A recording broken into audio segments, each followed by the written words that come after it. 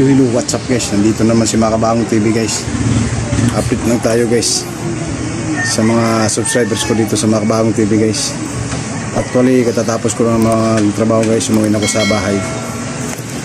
Shoutout ko lang kayo guys. So comment down below para ma-shoutout kayo sa next video natin.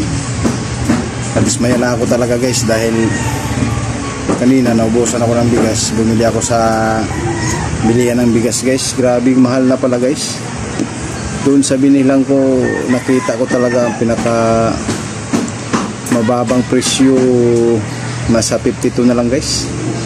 Grabe ka mahal guys, parang nilagnat ako. Kasi bumili ako ng kalahating kaban. Dati-rati pag bumibili ako 1,000, nasa 1,015 lang guys, isang 25 kilos guys eh. Pero kanina bumili ako nasa 1,355. Grabe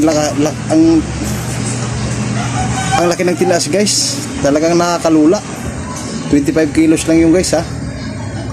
Grabe, hindi talaga pwedeng papatay-patay dito sa Manila guys. Kailangan talagang kumayod para pambili lang ng pagkain natin guys. So, ganun kahirap dito guys. Ganun kahirap dito sa Manila guys.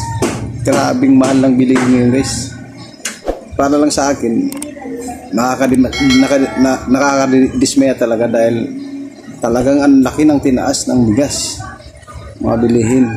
Hindi naman natin masisisi ang presidente dahil hindi naman hawak ng presidente yun.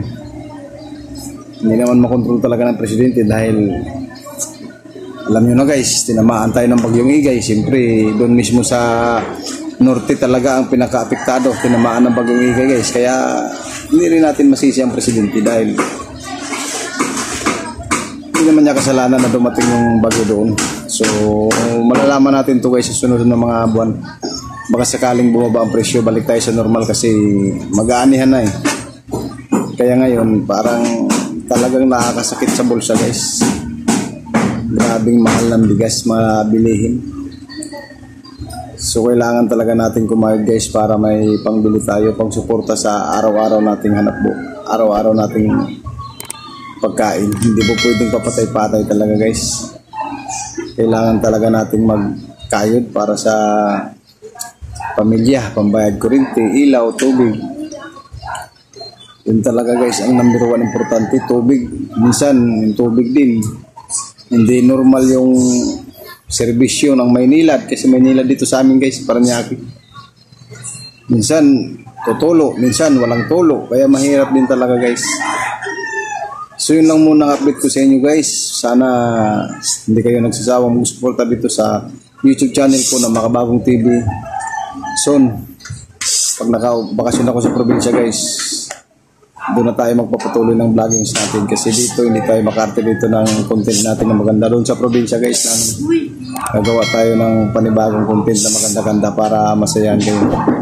So hanggang dito na lang tayo guys sa vlogs nating araw na ito. Araw ng Monday, Ninoy Aquino D. So sana nasa mabuti kayo. Maraming salamat.